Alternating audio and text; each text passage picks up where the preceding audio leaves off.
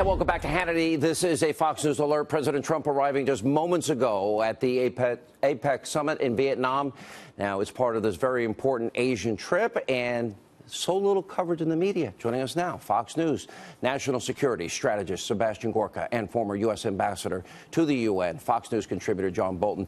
You know, so I had you both before he gave that speech in South Korea, which I thought was 30 miles from the DMZ, Sebastian. I thought one of his finest, and I thought it reestablished America as the world power in that arena, like he did when he was in the Middle East, and almost his finest moments and so little coverage. This was an important moment for him, and this has been an important trip so far. Absolutely, Sean, but we've seen this all before. Every trip he's had has knocked it out of the ballpark, whether it's that incredible speech he gave in Warsaw about the Judeo-Christian values that our Western civilization in America is built upon, whether it was going into the heart of the Islamic world, into Riyadh, and really talking tough love to all those Arab leaders about how they have to take responsibility for the extremists and the terrorists in their communities, or whether it's standing just miles from the DMZ and talking about the evil that is the North Korean Stalinist regime. Every trip has been incredible, and it's just not interesting to the mainstream media, just as the domestic achievements aren't interesting either, whether it's the lowest unemployment in 17 years, the 25% increase in the stock market. There's reality, and then there's what the mainstream media or the fake news industrial complex would not have you pay attention to. Yeah. Let me get your take on the entirety of the trip and the importance of this trip, Ambassador Bolton. I also think the particular part where he's building and forging this relationship with China is so key, especially in dealing with the North Korean crisis, and it is a crisis.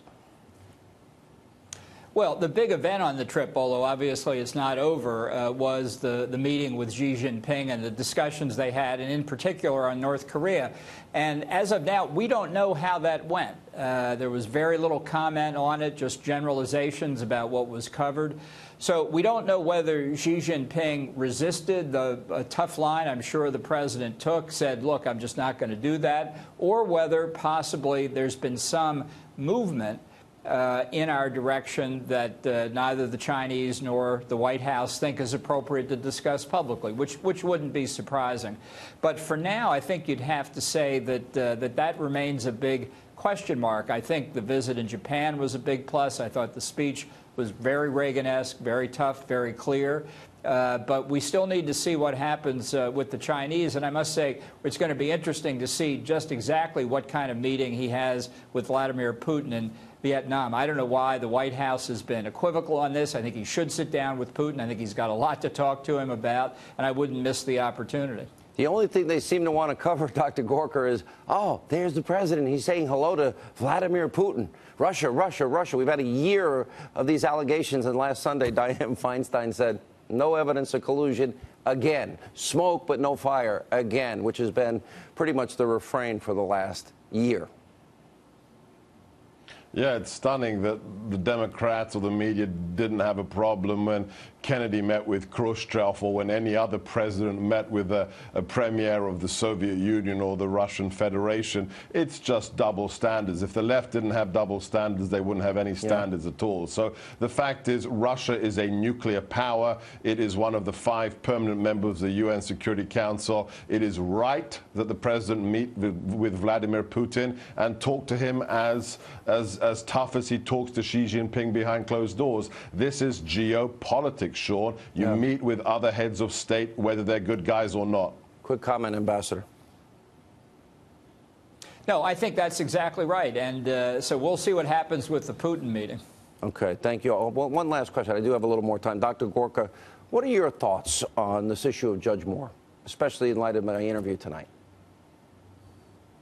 Look, I think that was a very important interview. I will say one thing, having met Judge Moore, he's not a slick, rhino, political, dyed-in-the-wool operator. So I think, you know, his media appearances have to be judged in the light of his background, that he's not somebody who's lived in the swamp for 30 years. But at the end of the day, the truth has to come out. If anything inappropriate happened, it should be investigated. But again, it's the presumption of innocence.